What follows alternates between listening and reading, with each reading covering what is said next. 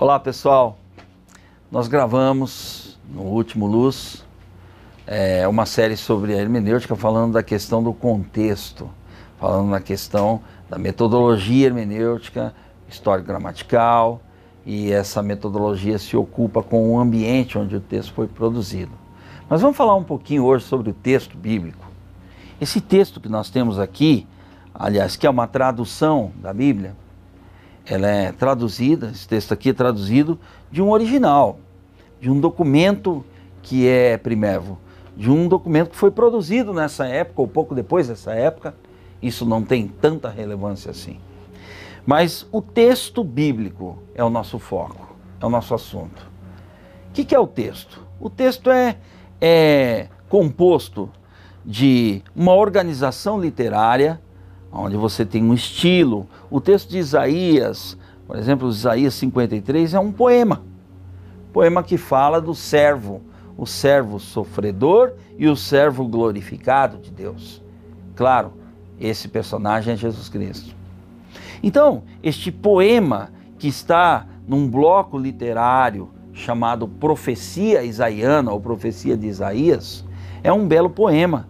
Então, nós temos que encará-lo do ponto de vista literário, porque uma vez que você entende bem os aspectos literários do texto, o seu gênero, a sua estruturação, as suas figuras de linguagem importantes, você compreenderá melhor a teologia ou a essência da mensagem desse texto. Porque o aspecto literário é a maneira como o autor fala sobre a revelação de Deus. E tem outro aspecto também, não menos importante, que é o aspecto linguístico, ou seja, nós temos que analisar a língua em que o texto foi escrito. Mas por quê? Porque tem nuances diferentes do nosso português. Você falaria hoje para alguém, quem creu em nossa pregação? Até que sim. Mas se você falasse assim, e a quem foi revelado o braço do Senhor? Como assim o braço do Senhor? Você está falando do quê? Do braço enquanto figura física? O que significa esse termo, braço do Senhor? Aspecto literário, que te remete também à importância do aspecto linguístico. Braço do Senhor aqui não significa, obviamente, um membro de Deus fisicamente, mas faz-se referência ao poder de Deus revelado a alguém. Então, uma figura de linguagem. Como que eu sei disso? Averiguando o texto hebraico, o texto original que foi escrito.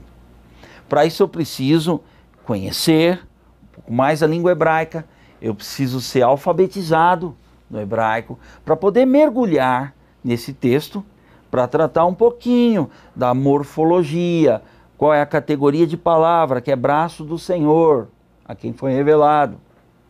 Para tratar um pouquinho do aspecto sintático do texto, qual é a função deste verbo aqui, deste substantivo, do adjetivo, de um conectivo, de toda a categoria de palavras que você encontra no texto. Então é a importância gramatical, ou seja, morfologia vai me dizer o que a palavra é, sintaxe vai me ensinar como ela funciona no texto, e a semântica, que é o produto final disso, que é a tradução do texto. Mas eu não posso ir para o texto negligenciando o aspecto literário, a forma como esse texto se apresenta. Eu não posso ir para o texto negligenciando a natureza dessas palavras, a função dessas palavras e a possível e mais acertada possível tradução de um termo como esse, ou de uma expressão toda. Então, nós não vamos para o texto para acertarmos tudo, mas nós vamos para o texto com a pretensão de errarmos cada vez menos. E esses dois elementos atinentes ao texto, que são o aspecto literário e o aspecto gramatical, nos ajudam a errar menos na nossa interpretação. No próximo encontro, eu gostaria de estender um pouquinho mais e falar sobre a questão da teologia do texto. Nesse a gente fica por aqui, mas deixando para você aqui uma pulga atrás da orelha. Será que dá para eu ficar o resto da minha vida dependendo de comentaristas bíblicos, daquilo que é um valor semântico que eles atribuem às palavras? Será que isto está certo? Será que eu não tenho que mergulhar um pouquinho mais nesse texto?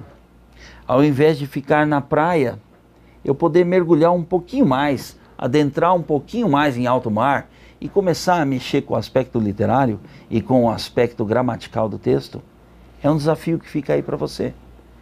Talvez você, que interpreta a Bíblia, esteja sendo chamado a aprender a língua original, não como uma obrigação, não como uma forma de revelação, mas como um poderoso elemento, um elemento a mais que você terá para ter exatidão teológica quanto ao texto. Algo que, se você tiver, você vai mergulhar mais no texto. Você vai descobrir mais pepitas. Você não vai descobrir um outro texto, mas você vai descobrir aquilo que o texto te apresenta da sua forma mais original possível. Deus abençoe a sua vida e até o próximo programa, se o Senhor assim o permitir, em nome de Jesus. Amém.